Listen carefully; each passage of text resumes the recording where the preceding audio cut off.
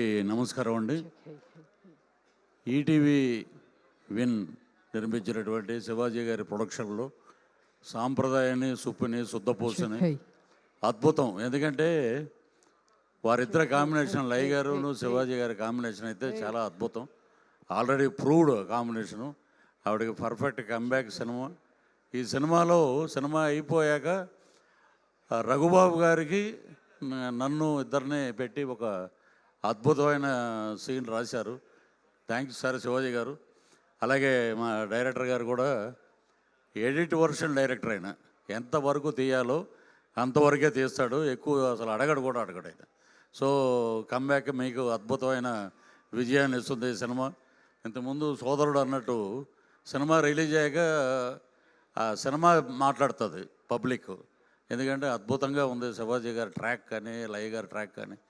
దాంట్లో మా రఘుబాబు లేడు, ఈరోజు ఊరు వెళ్ళినట్టున్నాడు.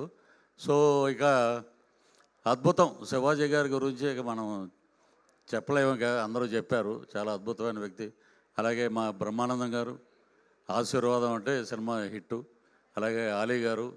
ఇక్కడ మా బండ్ల గణేష్ గారిని గబ్బర్ సింగ్ ఎప్పుడు కలిసాం, మళ్ళీ కలవల. నన్ను పవర్ స్టార్ పవన్ కళ్యాణ్ గారికి పరిచయం చేసి సినిమాలో యాక్ట్ చేయించిన ఏకైక వ్యక్తి బండ్ల గణేష్ గారు. ఇది వేదిక ఎప్పుడు దొరుకుద్ది, ఎప్పుడు కలిశాడు బ్రదరు, మాట్లాడదాం అనుకున్నాం. అద్భుతం. మీ సంకల్పం ఎంతోమంది ఎన్ని రకాలుగా అనుకున్నా మీరు నడిపిన పాదయాత్ర, ఆ వెంకటేశ్వర స్వామి ఆశీస్సులు మీకు అద్భుతంగా ఉంటాయి. ఈ సినిమాలో ఇంకొకటి, శివాజీ గారు ఎవరికి రాని 20 ఏళ్ళ క్రితమే ఆయనకి నంది అవార్డు వచ్చింది ఉత్తమ నటుడుగా ఈటీవీ నుంచి. సో మీరు ఏదైనా అనుకుంటే అది సాధిస్తారు. సో లాంగ్ లివ్ బండ్ల గారు.